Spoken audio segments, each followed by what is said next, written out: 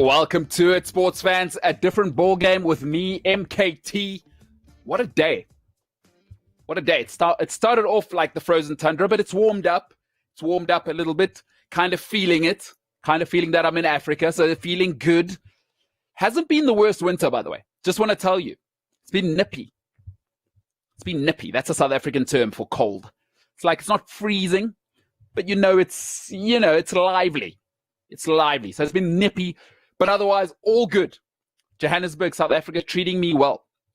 Treating me really, really well. To all of you at home, good evening. Welcome to a different ball game with me, MKT. Tonight, no Woude Muller, just me. Just me and my 5 out of 10 face. So welcome to it.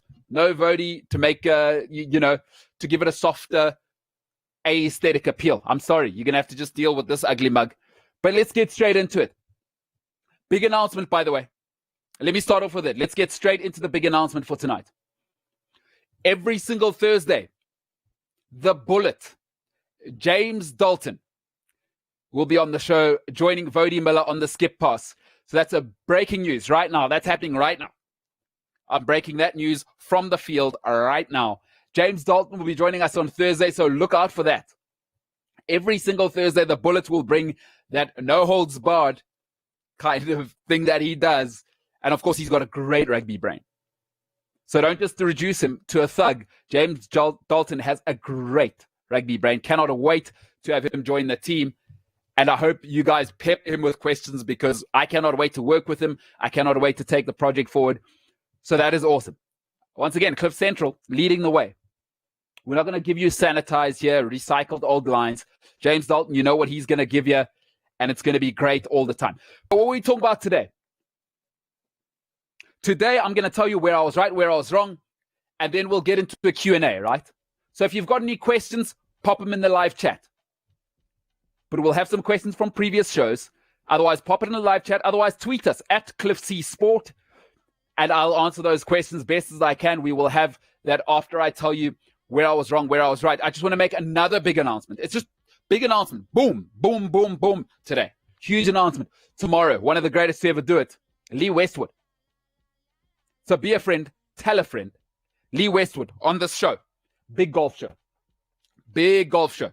Cannot wait to have Lee Westwood on tomorrow. Really looking forward. If you have any questions for Lee Westwood, let me know. Let me know. Email them to us. sport@cliffcentral.com. Otherwise, at CliffCSport. Lee Westwood on the show tomorrow. 7:30 SA time, 6:30 UK time. Cannot wait to have that one. But now, let's get into it. All right, I'm going to tell you where I was right, where I was wrong. Let's get going. Where I was right, where I was wrong. Where I was right. Listen, Paul Pogba. Last night, I've seen enough. Where Bruno is off, Pogba can't do it. I've said to people for so long, he needs to be babysat. When it's time for him to be the man, can't deliver. No, sir. Spit up the dummy last night. Southampton should have been rolled over. Rashford did his thing. Martial did his thing. Luke Shaw was great last night. Wan-Bissaka was great last night. Matic was incredible at protecting the back four and essentially transitioning the ball to Bruno and Pogba. Pogba gave away the first goal and nearly gave away another one. Lethargic on the ball. Listen, when Bruno's off, you need your world record signing to do what? Take the game over. Martial, goal, assist. Rashford, tremendous finish. Okay, Paul, play your part now. You can't just do well when it's 2-0, right? That's not where we need you. We didn't pay £90 million for you to do well when things are going well. We pay you £90 million when the chips are down. Help us out. Pogba, I was right. Get him out of there. Get him out of there. They're done. Where I was wrong. Listen, I've always said Australia, you know what I love about that country? Really well run. All their sports organizations are the same. Well, I was wrong. The rugby in Australia is a shambles. They got a goth lady to run it for like a year and a half. She ran it into the ground. I don't know what she was doing there. Listen, I don't think that lady was fit to run a bath. Forget about running an international organization. I don't know what Australian rugby is doing at the moment. If you have watched Australian Super Rugby over the last 2 weeks, a shambles.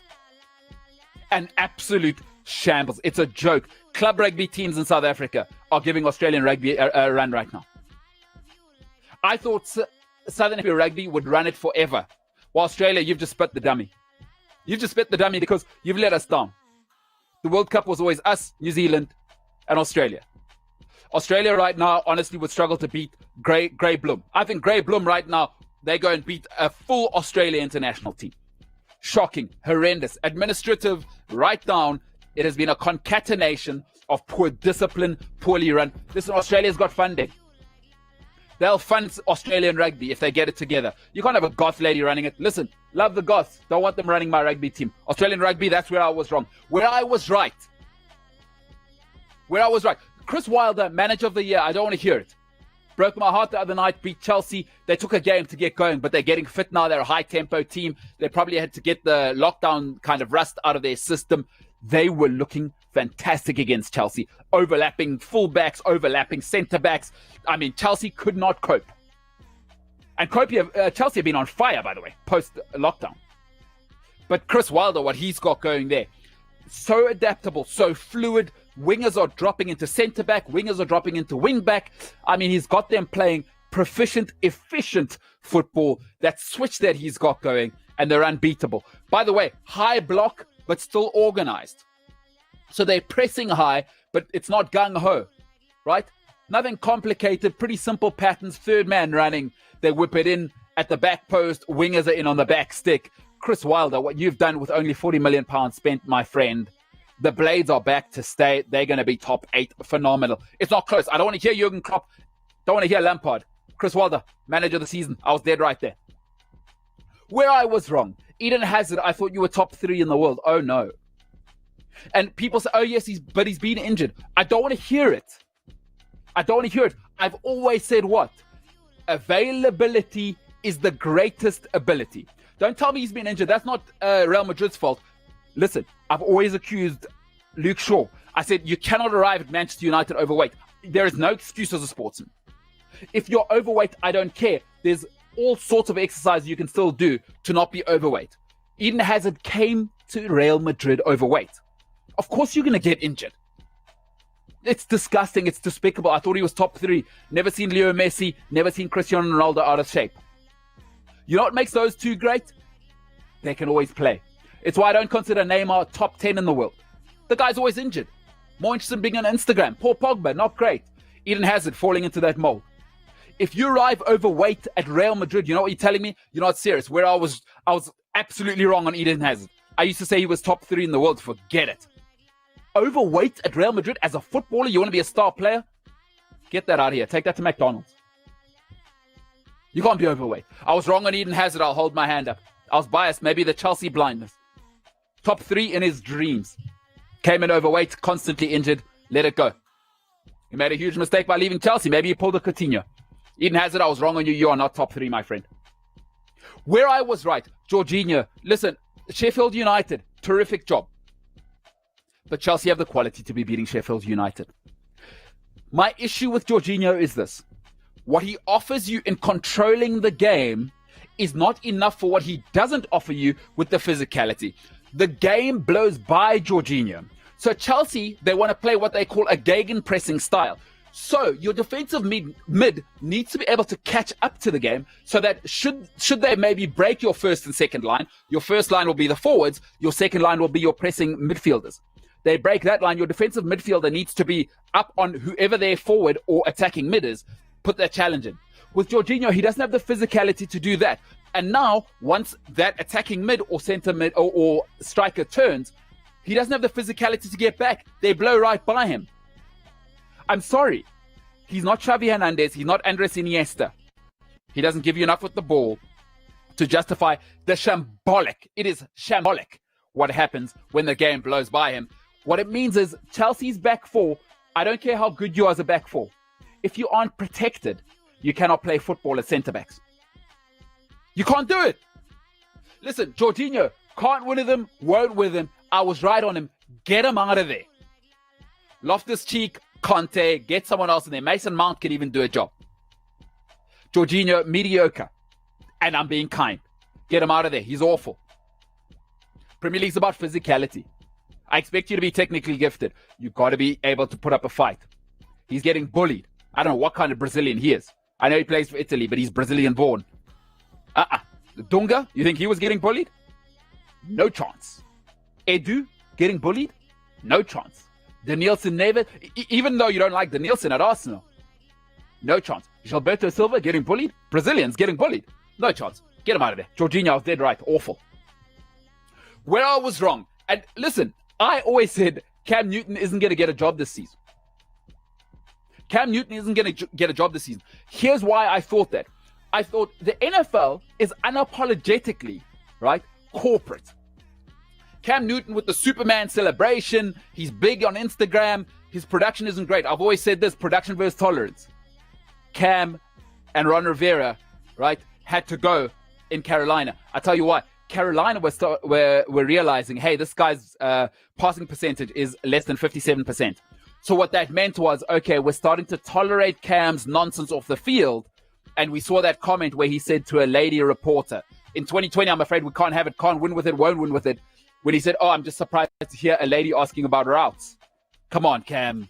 You're supposed to lead the organization. I tell you what that means is not a corporate organization. It's having to put up with a guy where his production isn't good enough anymore. He had that one season MVP that went to the Super Bowl, got embarrassed, right? Cam, I can't put up with that. For me, I thought he wouldn't get a job. The best in the business. Bill Belichick said, hey, minimum vet. He's getting paid $1 million a year. Come over here. We understand that the quarterback position has changed. Pocket passer, all right. But now you got to be able to run because look at Mahomes. Look at Deshaun Jackson. What can you do once the play breaks down? Russell Wilson. So Bill Belichick, he says, hey, minimum vet, I'll take you. 5-star athlete, maybe 2-star arm. But maybe we can work something with you. We've seen what they've done, of course, in Philadelphia now. They're going to run probably a 2-set option, right?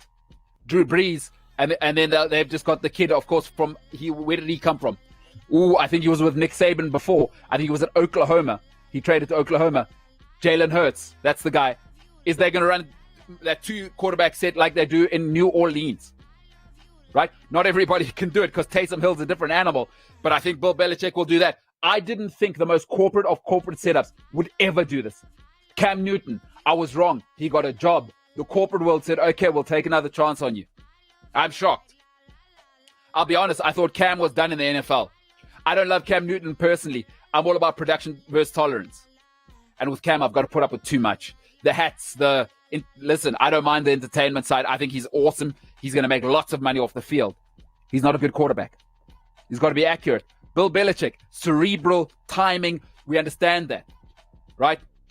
The system at New England is timing. You got to listen. Those short crossing routes. You got to be able to nail that. I don't think Cam Newton's the guy. Josh McCown. I don't know what's going to happen there. So Cam Newton, I was wrong. New England Patriots say, Cam, come play with us. That's where I was right. That's where I was wrong. That is where I was right. That is where I was wrong. We're doing that every week, by the way. We're doing that every week. So let me know, guys. Let me know what you'd like me to cover, where I was right. And remind me, by the way, if you don't think I'm being honest, I'm happy to say when I'm right, happy to say when I'm wrong. So tonight, of course, we are doing a Q&A. So if you've got questions, go ahead and put those in the chat. Happy to answer those. But other than that, of course, let me just tell you those 2 big announcements that we had if you missed the beginning of the show. James Dalton will be joining us on Thursday and every Thursday as a part of the Cliff Central Sport team. And he will be giving us those no-holds-barred rugby opinions along with Woude Muller. And then tomorrow, oh, man, I cannot wait. Lee Westwood is on. But for tonight, let's focus on our Q&A. That's coming on after this.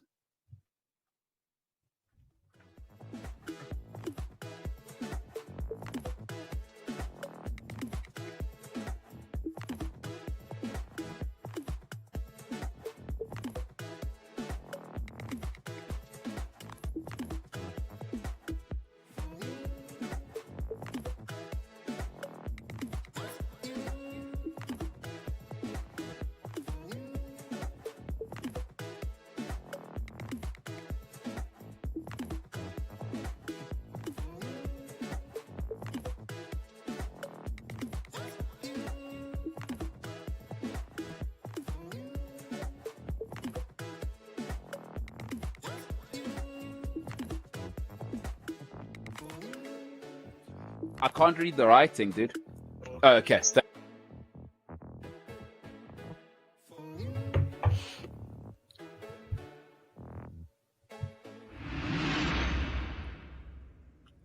Well, righty then. Q&A, let's get into it. Dave, what you got for me?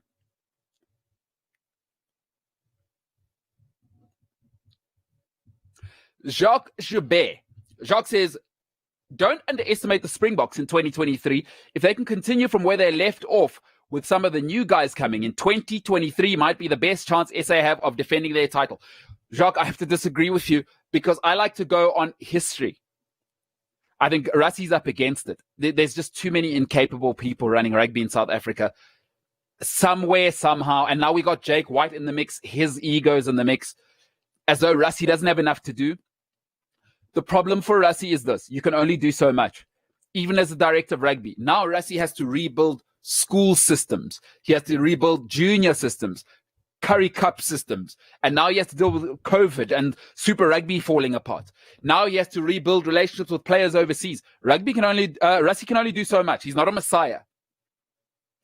And I'm afraid all of our World Cups have always been what? 12 years apart? Stand to be corrected. What, 95? 2007, 12 years. 2007, 2019, 12 years. There's a reason for that. Is our talent's not the problem. Every now and then we can pool the talent together and we strike it right with the right coach who gets it with the players. But we don't have a system. We're not the All Blacks. It's amateur in South Africa. And I hate to be pessimistic. I don't see it. Only because I am biased to evidence, and the evidence has shown me that South African sport is incapable of doing anything systematically. I expect the rumblings to start coming out now. Jake White already coming out in the papers saying he's spoken to Rassie, and I just, why is that coming out? If you've spoken to Rassie, great. Behind closed doors. I don't care what Jake White's doing. The Springboks should be what we're worried about. And now we've got Jake wanting to talk all the time now. He's not speaking the same message as Rassie. Really, we should be funneling everything through the Springbok camp. I'm afraid I don't see 2023, and I see the All Black. Yeah, I just don't. I can't see past the All Blacks because they give their talent a chance. So yeah, perhaps you're right, but I don't see it for 2023. Yeah, what we got next there?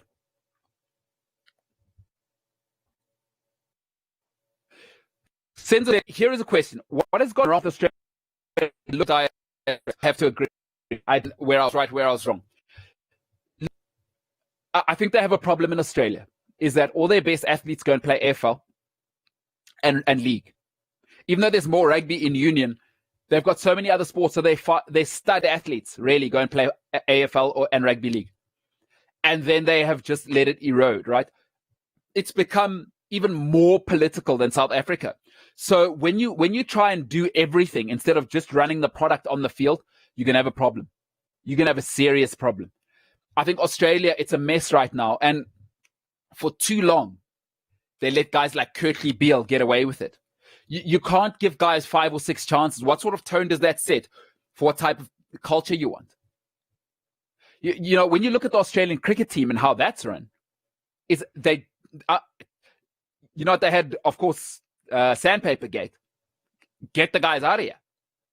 Not even an option. It's not even. In fact, Darren Lehman, you get out of here as well. You may or may not have been culpable. We don't care. It's you should be looking after this. Get out of here.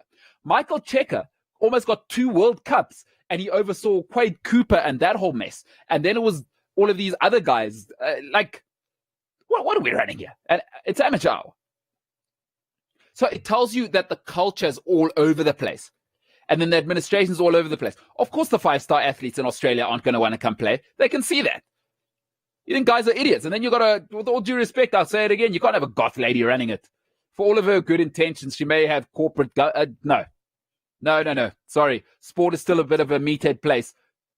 Man or woman, have your stuff together. You can't be coming in there with your goth makeup. No, get that out of here. Listen, perception is everything. I don't care. Yes, we live in this world now. Hey, just because I have tattoos and whatever, I can do whatever. No. No, Chief. This is still the corporate world. We still going to need you to button it up. And don't tell me, let's not get too liberal around these things. It's still rugby. It's still corporate. I don't want to see you coming with your goth makeup. You're trying to run rugby. Let's get to, can we just please be serious? Australian rugby, not serious. Get them out of here. What's gone wrong is that they lost the culture thing. They don't care. The players don't care. Everything's eroded. To think this is the same country, Joe Roff, when I say names like Owen Finnegan, George Smith, George Gregan, Nick Farr-Jones, Tim Horan. Oh, my gracious. What a mess. And I tell you what they've done is they've let down the Southern Hemisphere, right? Because it was us. It was us, New Zealand, them. We knew, got this thing on lock. Now, the British Lions, the next time they go to Australia, you know what the British Lions might do? Is send their wives to play. Might as well send their wives. They'll come on the tour and they'll sit with the supporters and drink beers and they'll smash Australia 3-0 still. Send the British Lions players' wives. They'll smash Australia 3-0. Embarrassing. They can be very, very embarrassed, Australia. Sickening. Dave, what's next? Stephen Brooks, huge Leeds United fan. He says, Pogba was fine at Juventus because he played in the midfield with Pirlo and Vidal. He can't lead. He needs top talent babying him. They should definitely sell him. Hey, Stephen Brooks, you're saying what I've been saying for so long. You know, you look at that. He says Pirlo and Vidal, not just him. Remember Claudio Marchisio. Marchisio, a generational midfielder. So they babysat Pogba. And once again, I saw it last night. What I saw, I think what France saw, is when Pogba has to be the guy, we saw it last night.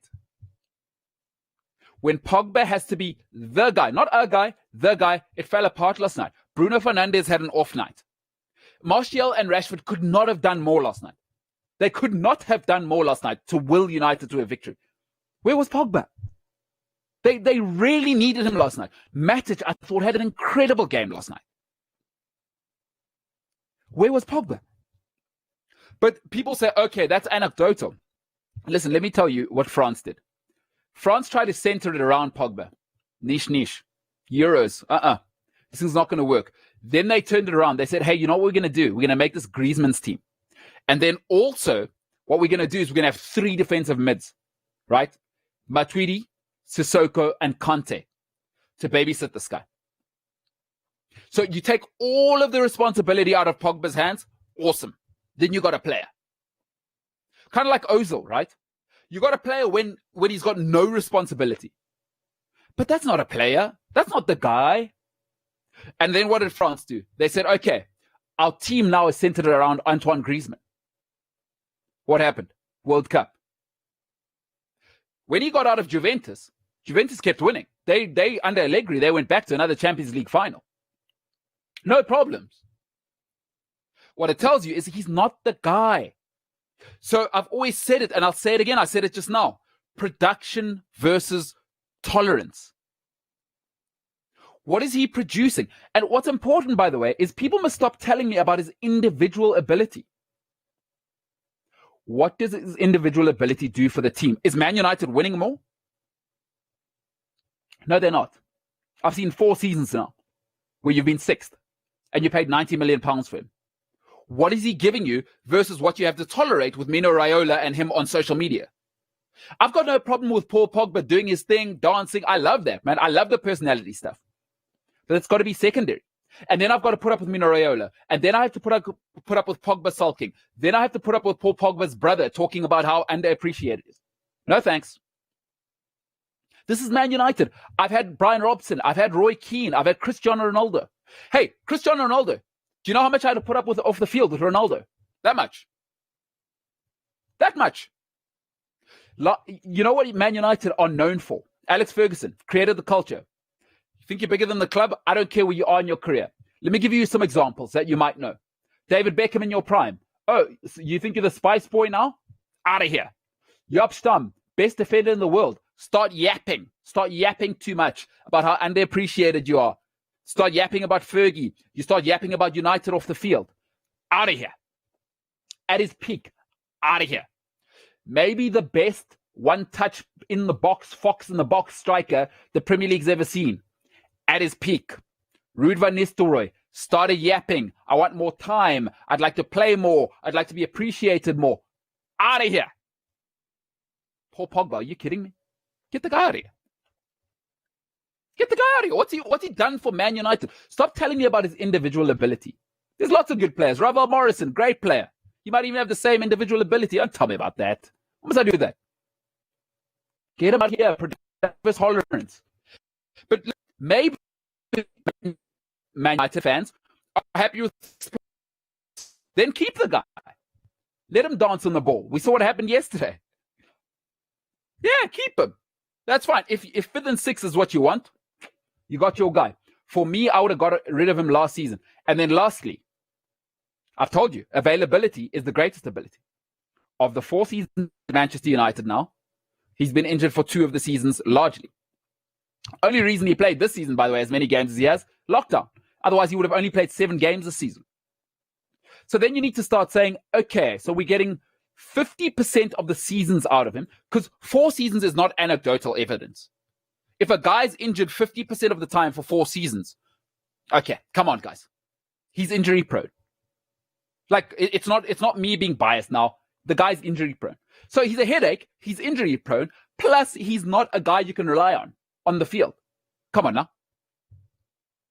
Come on now. People can say I hate Man United. Come on now. 50% of the seasons you're injured, I'm out. Paul Pogba, get him out of here. Dave, what you got for me? All right. So for those who don't know, on Fridays, I pick a Friday 5. This past Friday, I picked the 5 greatest centre-backs in Premier League history. My picks were Vidic as the best defender in Premier League history, Ricky Carvalho second, Jaap Stam in third, Sol Campbell in fourth, Vincent Kompany in fifth. Jesse Randolph says, I am off my head. I am berserk. I'm nuts. He says, Tony Adams, Vidic, Ferdinand, Kompany, Terry. Right. I'll tell you why not Tony Adams. Tony Adams can't match up to any of those guys there. Old school defender, right? And I love Tony Adams, by the way. Great leader. All of that. But 2 titles and a little old school and lacked a bit of pace and couldn't really play ball skills. He was part of the 1-0, George Graham 1-0 to the Arsenal type of defending. Look, Carvalho is as good as Adams in terms of being a hard man, and then Carvalho can bring the ball out from the back. So what do I get with Tony Adams that I don't get with Carvalho? And I get the leadership skills, and Carvalho's already shown me that he can win right at the top. Champions League champion. Came to Chelsea. Best defensive record in the history of the Premier League. How do I leave Carvalho out for Tony Adams? They conceded 15 goals in one season. And that's not a mistake. I haven't stuttered. In 38 games, Ricky Carvalho was part of a defense that conceded 15 goals. Sorry, Tony Adams, I love you, but are you kidding me?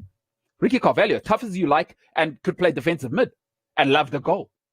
So, can't be with you on Tony Adams. Rio Ferdinand, too many mistakes. Too many mistakes. Rio, he got exposed when Vidic wasn't there. I'm sorry. Too many mistakes. He needed Vidic to cover for him. I can't have that. And Kompany, no mistakes. Campbell, no mistakes. Stam, no mistakes. Carvalho, rock solid. And Vidic is Vidic. So where do you put Ferdinand in there? Ferdinand at United needed Vidic. I'm sorry. With no Vidic, we saw what he was. Towards the end, we really saw what he was. And then when his physicality went, tell you when you really got to see the real Ferdinand, real Rio Ferdinand, when his pace left him, much like David Luiz, because the mistakes were always there, but he could cover up for it. And then the pace went. Oh dear. No, get that out of here. Kompany for sure. John Terry, unfortunately, I can't put Terry in because it's clear that Carvalho was a better defender. Even in that combination, it was really, really clear to me that Carvalho was the guy. John Terry, old school, once again, love him. Love JT, legendary defender. And I'm a Chelsea fan. But I'd take Tony Adams over John Terry, to be honest with you. Better player. And I think I'd probably even take Cola Torre over John Terry. I think he's a better defender. Love John Terry. I love John Terry. But come now. And also lacked a bit of pace. So you can't play with John Terry. Remember when Andre Villas-Boas came in? With the high gegenpress. John Terry couldn't do it. Why? Pace. Couldn't keep up with the game. So Terry with the lower block, yeah, no problem. Can't do it. Can't be in on John Terry. I'm sorry. All of my defenders can play in any system, by the way. Vidic, Carvalho, Stam, Kompany. Great skills. Campbell, great skills with the ball at their feet. And then they got the physicality. So if we want to play high, heavy metal football, no problem. They could play with Jurgen Klopp. They could play with Jose Mourinho. No problem. John Terry, little one-dimensional. He showed it with Andre Villas-Boas. Couldn't do it. Couldn't win with the high block. Couldn't win with the high press, the gegenpress. No good. I'd love to hear what people have to say. But that's my opinion. I think my top 5 is pretty rock solid. I am not moving off my 5. What's up next? Shimi Murukure. Mbulelo, I absolutely echo your thoughts and prayers. T's and P's. Mbulelo, I absolutely echo your thoughts and prayers on VAR. If we have to accept that it's here to stay, how would you suggest it can be improved? I've got 2 very easy solutions. You only have it, right, for offsides and goals, right? Because in those circumstances, it doesn't need human opinion. Because then the technology can sense where the ball is, so we don't need human opinion. Even though we saw an error the other day, a grave error. Oh my goodness. I think it was a Sheffield United game, was it? Against Aston Villa. Oh my gracious. Awful. But generally in those is take the human beings out of it, because the problems in VAR is not the technology. It's the people. Whenever you put a human being behind a decision, I don't care how much you're trying to eliminate the human factor. It's going to be subjective. So for me, only have it where you don't need human interjection. So where it's a foul or no foul, no, I'm out. The handball, no handball. I'd rather swallow the bitter pill of somebody having used their hand than having a guy decide, is it deliberate, is it not deliberate? Because that's still subjective. That's still subjective. So take out any subjective decisions. And for me right now, until we've refined exactly what a handball is and isn't, until we've refined exactly what a foul is or isn't, because the Bruno Fernandes thing was a joke. If anything, Bruno Fernandes should have been sent off for stepping on the defender's leg. I think, was it against Villa? He should have been sent off.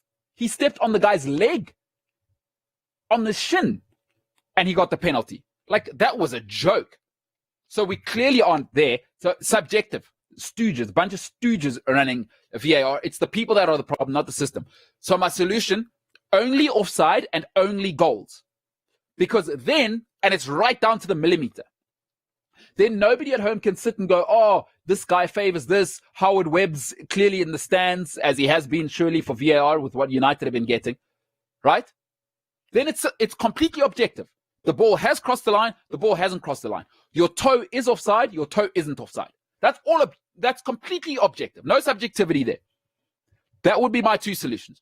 Goal and offside. Those are the only things we use for VAR. Clean cut. What's next, Dave? Stephen Brooks says, considering we're talking about Premier League, I would take Terry over Carvalho only because Terry kept winning titles after Carvalho left. Great point. Great point. But here's what my argument would be with that, is that he also got Jose Mourinho back. He had Eden Hazard, who's probably the best player the Premier League's had in the last 10 years. That helps. He had Cesc Fabregas. That helps. So for Terry, my argument with Terry is absolutely, I agree, he's a great defender. It's just that he's not versatile. So with Terry is I have to play the low block. We saw his limitations when Andre Villas-Boas came in. And I can't in the modern day argue for a one-dimensional defender. I just can't. I'm sorry. And if you don't have pace and physicality, you can't play in the modern game. And you can't. And by the way, Terry, great on the ball. Problem is he has to stand still. What happens when it's over the top? I can't argue for Terry over Carvalho. Great leader and all of that. Yeah, I'll take it. But there's many others. Like I said, I'd probably take Kolo Touré over. I think Kolo Touré being a part of the Invincible side and him having shown at his peak what he was, I'd take Kolo Touré over John Terry. And there's probably a few others I'd take over Terry. Because pace is important, especially in the modern day game. So JT, great player. It's not to dismiss him as a great player. I think there's been others I'd take. I'd probably take Pallister over him, to be honest with you. Take Steve Bruce over him. So, yeah, but great point. Listen, Stephen Brooks, I can't deny John Terry led 3 dynasties, by the way. Led 3 recycled teams to winning titles, but always needed the low block under Carlo Ancelotti and Jose Mourinho twice. That's it. Can't win with it, won't win with it. Can't win with it, won't win with it. That's my argument. Yeah, Dave, what we got next?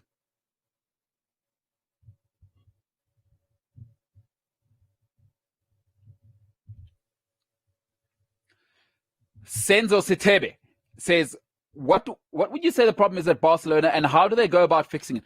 I'll tell you, they're in a pickle. They're in a pickle because, in life, when you go off your own ethos, you get into problems, right? And Barcelona's biggest problem is they stopped realizing what made Barcelona. The great Barcelona saying is more than just a football club. That's their saying. And when you go look at La Masia and what it is there, the great development academy there, is they were onto something as soon as they went Rijkaard, Pep, right? And then they were like, oh, let's recruit internally. Because remember, Rijkaard wanted to get rid of some of the products of La Masia. He wanted to get rid of Xavi. They were too small. Iniesta, Busquets. And then what did Pep do? He said, niche. We're going to come in here. We're going to do this thing. We've been building for 30 years with Johan Cruyff. Let's now reap what we've sown. Why did they go and buy Coutinho? Why are they buying guys like Dembele? I mean, they went and brought people home. They went and bought Cesc Fabregas home. Let's do it that way. People who care about the club. Barcelona isn't a football club. It's the lifeblood of Catalonia. It is the lifeblood of that region. They've forgotten. They've gone off their ethos. In life, when you go off your own ethos and you're trying to please everybody and you're trying to be like everybody, they went and spent hundreds of millions on Dembele. Why? Why are you going to buy Coutinho? You've got that talent in-house. If you're not great for 2 or 3 years, so what? But you know that internally the pressure is so high to be good. You add 1 or 2. Griezmann, yes, you add that guy. That's 1. You can't be having Coutinho, Griezmann, Suarez. I even think, even though they won the Champions League, I think that was a mistake. Back your own guys. What happened to that? More than just a football club. So what I think happened with Barcelona is they stopped trying to embody their city. And they started trying to be PSG. They started worrying about what are Real Madrid doing? What are Chelsea doing? What are Man City doing? No, that's not you. That's not you. Listen, don't try and make other people happy in life. Do what you do. In sport, if you don't know what this is, it's called game theory. I don't want to bore you with what game theory is. You can go and look it up. But essentially, shall I maybe summarize it for you? Is game theory is you keep it. It's got elements of the tipping point. If you're into statistics, right? Is keep doing the same thing over and over correctly, and eventually you're irresistible. Barcelona showed you that for what, 7-8 years, and then what the bloody hell were they doing? I don't know what they're doing. Listen, the political situation, Barcelona is always going to be a political club. So that's not an excuse at the top. It's always a mess politically.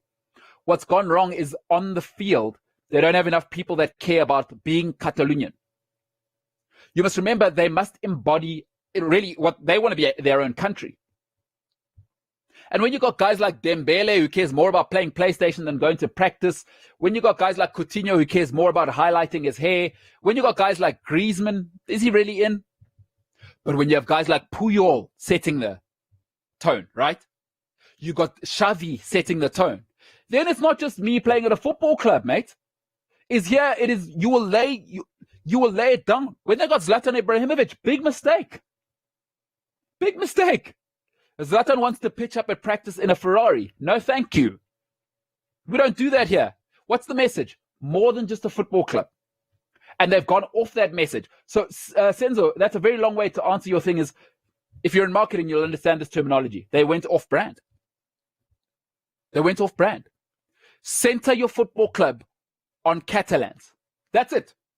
I don't want to hear this nonsense of Dembele being in here. Get that out of here. So for me, big problem. They went off the essence of the football club, which is more than just a club. It is all about being Catalan, and the leadership must be Catalan. Right? And then my last point. Leo Messi shouldn't be captain. We've seen that that's not his thing. Everybody compares him to Diego Maradona as a leader. Listen, Argentina have made this mistake. I said it at the beginning. Just because you're the best doesn't mean you're the leader. And more often than not, you don't shackle your talent with the burden of having to run a dressing room. I've said it before, I'll say it again. Dressing rooms at that level have to run themselves. What you need is a nasty bastard to run the dressing room because the egos are huge. Don't put that on Messi. Let Messi go and be your best player. Let him flourish. That's enough responsibility. What? Being the best footballer of all time in the world is not enough responsibility. Don't shackle him with that. And also, the captain, that right? And I know he was raised in La Masia, but the captain should be Catalan at all times. Sergio Busquets should be captain. Because Busquets can be as nasty as he wants to anybody in the dressing room. The fans will never turn on him. He is the fans. He is the club. So any message coming from Busquets, you can trust that's coming from the streets.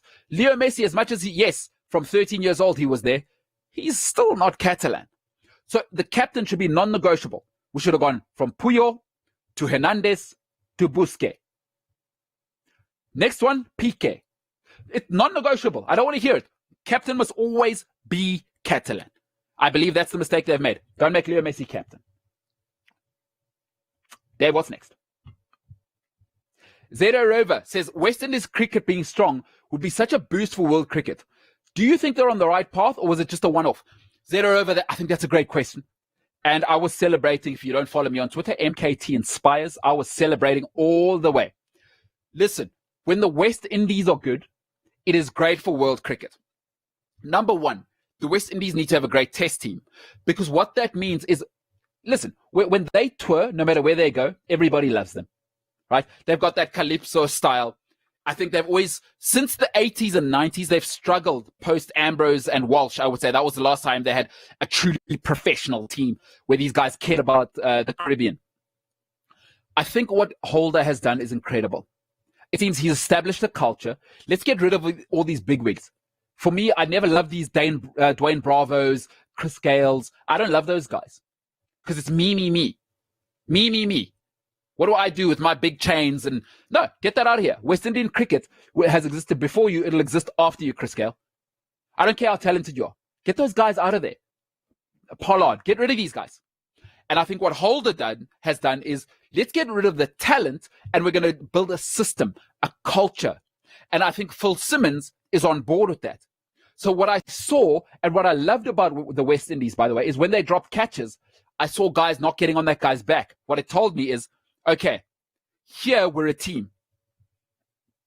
It's not Dwayne Bravo going nuts for an over and throwing his jersey because there was a drop catch. So Zero Rover, I say to you, it is crucial that the West Indies are good for cricket because it's great for world cricket. When they're good, they bring a commercial aspect like no other. I mean, you look at all their guys, 6'7", 6'6". So already good-looking guys, you're going to be able to sell those on a billboard, right? You listen to the way they speak. You know, that sort of patois kind of flow. That's great to listen to. So it brings a different flavor. What can you do with that? You can commercialize that. There's nobody in the world who's going to accuse Faf du Plessis of being cool. But the West Indies are so cool. The culture would be with them. So let's drag cricket from the 18th century into the 21st century, please. And the West Indies can do that because you connect the culture, the coolness with the modern day professionalism. Now, I don't think it's a one-off because what I'm seeing is a bit of steel and I'm seeing a captain who says, if you're not a part of the culture, get your ass out of here. And I love that. I love Holder. And it seems Phil Simmons. And don't they look fitter as well? For a long time, they were kind of lazy, but in the field, they look intense. They've got a smart captain now. I love the way he was playing with the field, setting batsmen up. So I think there's a culture. I don't think it's a one-off. Even if they lose this series, we're seeing a team that the West Indians can be proud of because sometimes in cricket, in any sport, sometimes it's about character more than talent. And any sports fan, I don't care where you are in the world, you'll support your team if they leave it on the field. And the West Indies in this test match, what did they do? They said, we're going to make it a dogfight. Yes, England, you've got more talent. Yes, you've got more money. Yes, you've got more systems. Yes, you've got a deeper squad. But if you're going to beat us, you're going to bloody sweat for it. And any sports fan, I don't care what sport it is, motocross, whatever, if the person or people you support leaves it all out there, you'll take that any time over a superstar-laden team who just give up when the going gets tough. And there were times when it got tough for the West Indies. They dropped 3 catches. I think they left 70 runs in the first innings, and they know that. Through poor discipline, they dropped Stokes 9 twice or three times, but there were 4 drop catches, I think, in that first innings. Their heads could have slumped. But what came through? The character. They were going to make England sweat. They took England all the way, ultimately beating them. I don't think it's a once-off because character can travel. Unlike talent. Talent, you can't just travel with talent and expect to win. But character, if you've got character can go anywhere in the world. Because if you play tough, I don't care where you are in the world, that's going to be a tough day for anybody. Natural athletes and natural cricketers, I don't think it's a once-off. I think we're onto something here. Good for world cricket. John Bosman, Holder or Stokes in your team? Stokes has X factor, but Holder is a fine captain. Oh, you put me in a situation there after what I've just said about the West Indies. Listen, hate to say it, but so I don't rate Stokes as highly as people do. But if you had to give me a choice between those two, so I got to go with Stokes because I think he's batting a bit high at 5. Because what's his average? 35. I don't like to get caught up in what he did in the last series against in the last Ashes, but I got to go with Stokes because he's the poor man's Jacques Kallis, right? Is if you need him to do something with the ball, he'll take your wicket. He's shown he can even bowl 90 miles an hour, which is that 148, 147k mark. So you can throw the ball at him, and then he's capable of giving you 150 when you need him. I'd probably bat him at 6 or 7. And he's an unbelievable fielder. My God, some of his catches. And he's got a bit of edge. So it looks like he's sorted out the discipline. He showed a bit of character to come back. And I don't think he should be captain, though. He's not captain material, but he's shown some character. And I think Holder, for all of his positive attributes as captain, I don't think you can quite nail him down as either a bowler or a batsman, can you? He's probably mediocre at both, but a world-class leader. So that makes him a very good cricketer. But if you're just asking about pure talent, I'd have to go with Stokes. And I don't think it's close because Stokes can turn around a cricket match in a session. But great question. What we got, Dave? Shimi Murukure says, how should Chelsea line up to see out the rest of the season? Is there any point in going all out in the FA Cup? Yes. But I don't rest anybody against Norwich tonight. I haven't seen the lineup. So if you've got the lineup, you can let me know. But don't rest anybody tonight. You go full tilt at the league and you go full tilt, by the way, at the FA Cup. Absolutely. The FA Cup is one of 2 major trophies in England. You absolutely go full tilt. Absolutely. You must.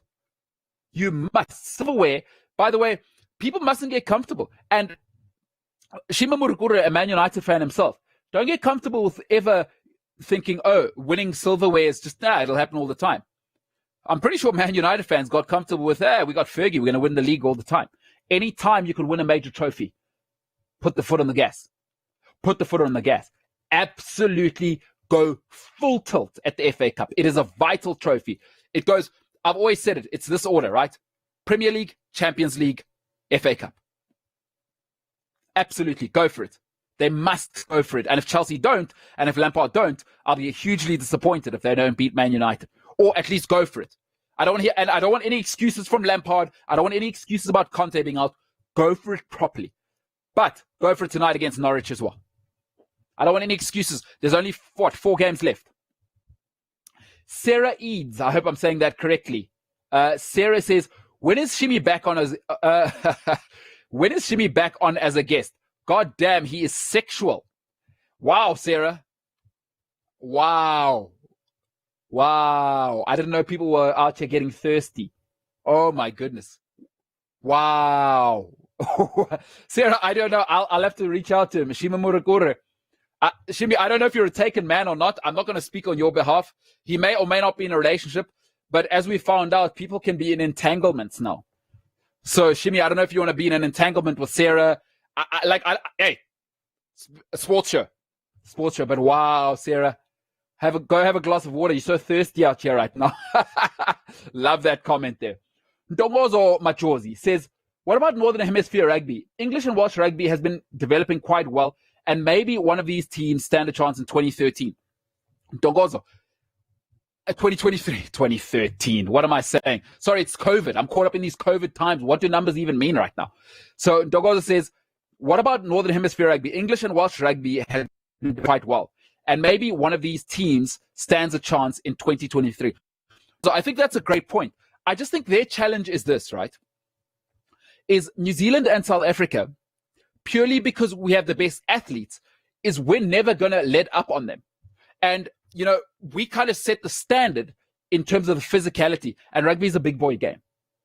Rugby is a big boy game. They can have as many second-hand, third-hand players. Because I know South Africans say, oh, there's a talent drain, bro. There's a talent drain. No, there isn't. Anybody who the Springboks want, they keep. Anybody who New Zealand wants, they keep.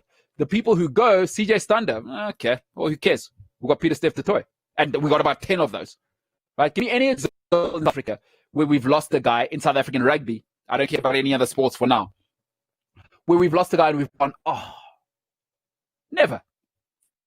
Anybody who we want, we keep. Anybody who the All Blacks want, they keep. Manu Tuilagi, dude, they've got Lamope, they've got Goodhue. Just name anybody in South African and New Zealand history where we really want to keep them, guys. I mean, we really need them in the green, gold, or the black and silver fern, who we've lost. I think the problem with the English is this. They just don't have the depth of athlete that we've got down here. And it's because out here, our children can play outside 350 days a year. In England, the athletes develop probably after, I would say, 1920. So I would have to disagree. I don't see the Northern Hemisphere as a threat yet. And New Zealand will always set the pace. And the thing about South Africans is we get to play against bullies all the time. What that does is it hardens us up. For them, it's always going to be a physical shock when they need to come against those Afrikaans boys, the Zulu boys, the Venda boys. It's always going to be a shock for them. And you look at the English best players, where they're from. Tuilagis, where they're from. They're from here. And they're our second grade guys. So their best athletes are our second grade guys. I have no fear of the North ever taking over rugby, I'm afraid. But I'll tell you where they're great. They created good systems. But I'm afraid rugby is a big boy game. As just a coaching sport, it's big boys. So if English can find a way to make their athletes bigger and somehow, no problems. Then you're onto something. But whilst we got Maoris, Afrikaans, and the guys off the planet, no, sir. No, sir. What you got for me next?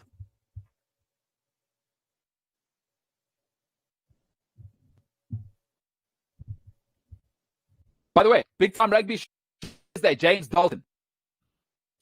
On the tweet machine, on the Twitter, y'all, Donnie Don says, how can a normal citizen become part of the programming?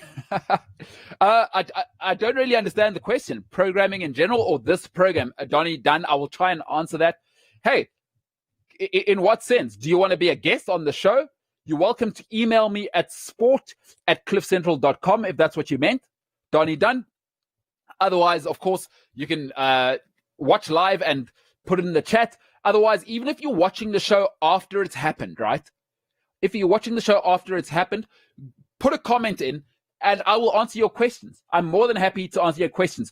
But we're happy to do fan engagements and we are not closed to having fans on here as a guest. As we saw with Thirsty Sarah just now, we had Shimmy on as a guest. And that's something I intend to keep rolling out. So to all of those guys who keep watching, and ladies, by the way, if you keep watching the show and you reach out to us, and I'm happy to talk to fans. This is the beauty of being on the internet, is that I will engage and we will have fans as guests on our show.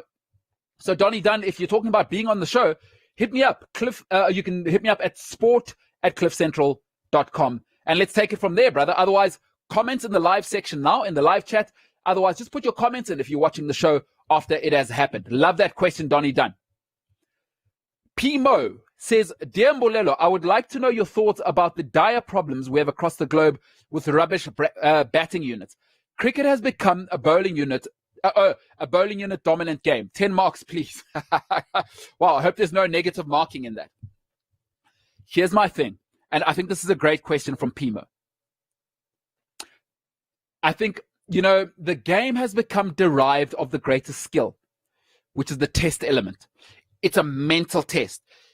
And I'd like to know from all test fans out there, or cricket fans, when was the last time you saw a cricket team dig out 450? I'll wait. And what's ridiculous, by the way, is that when you think back to tracks back in the day where they didn't cover them, you remember those famous pictures where people could fit an arm into a cricket pitch crack. What has happened is that T20, people keep saying, oh, the skills are up. Oh, it's a show of everybody's skills. I disagree. Because we had fatties like Richard Levy who could get away with just slogging for 10 overs and became a superstar. With all due respect, David Miller's no cricket, is he? But he's viewed as a superstar. So what we need to look at, for me, Pimo, is what are the real skills in cricket? For me, the first and foremost, are you able to put up with world-class bowling for 20 overs? That's all I'm asking.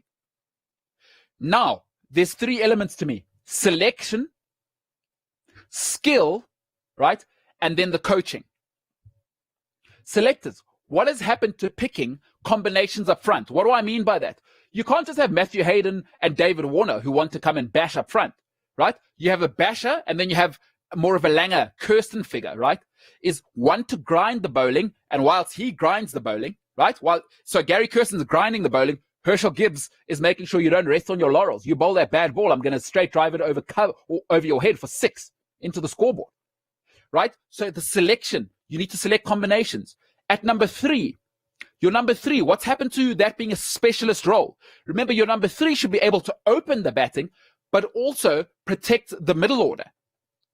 What's happened to picking number 3s like that? It's a specialist position, right? Number 4, generally your best player, right?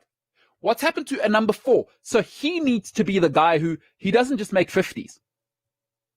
He's your Virat Kohli. Don't love Virat so much, but that's for another show.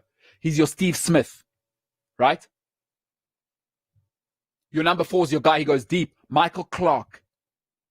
Jakes Callis. Well, you might know him as Jacques Callis. That's your number 4. Once I'm in, by the way, I'm making 150 more often than not. If I make 80, I'm making 150. So it's selectors. What happened to that process? It's become a dearth. Your number 6, that's a specialist position. Number 6 isn't just anybody, right? Number 6 needs to be the guy, okay, what is the game situation? Are we 270 for 4? Okay, I'm going to smash everything because now we need to go 400. Or are we 130 for 4? Right, now what needs to happen is I need to guide the tail as well. So I need to be careful that I don't just bat like, okay, I'm a middle order batsman. I need to be, I need to be Damian Martin. What does the game dictate? Do I need to dash or do I need to guide the tail? Do I need to say, okay, no matter what happens, I will be here with 9 and 10, but we'll have 150 more runs. What has happened to the skill of selection? And then to the batsmen themselves, I'm sorry, understand your role. Stop giving your wickets away. Not everything's T20. I think it's very, very sad what has happened. I think it's very, very sad, the dearth of the appreciation of the skill of batting, the mental side of batting. T20's taken that away. Guys don't care about even something as simple as this. Seeing off the shine. What's happened to that? What's happened to being happy going 1.5 runs and over? That doesn't matter. You do that for 15, 20 overs. It's swinging around corners. No problem. The skill of leaving. So you know why it's even more sad? Tracks are flatter now than they've ever been. Why are bowlers dominating?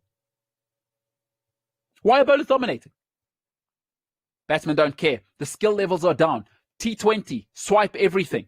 Can't happen. Test cricket will set you up, buddy. We'll set you up. We'll bowl 2 bounces and outswinging Yorker. We got you at 3rd slip. Those are the real batsmen. Steve Smith. Right? I make 80. I'm making 180. Those guys don't exist. Selection, coaching, captaincy, Pat. That's what I'd say. And it's very, very sad to see. What's happened to application? It matters. It matters. What's next, Dave?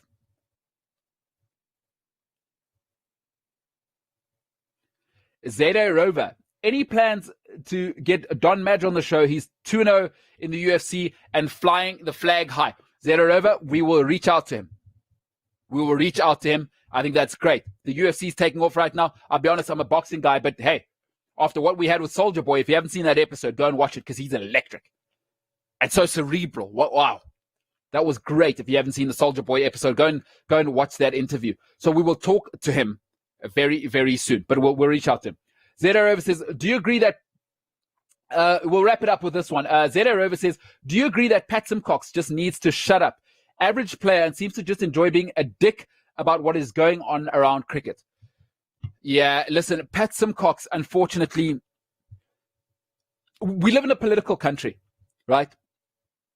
And some people are tone deaf as to what they represent when they speak in a certain way. I'm really sad about what's happened to Pat Simcox. He's become so tone deaf because sometimes he has a good message across the board, but then he becomes so tone deaf about what he represents with who he is and the way he says it, that the essence of his message is lost. It's, I don't think we should always jump to the conclusion of somebody is racist just because they look a certain way. But when you keep repeating a message with a tone deaf nature, right, what it says about you is you're not self-aware.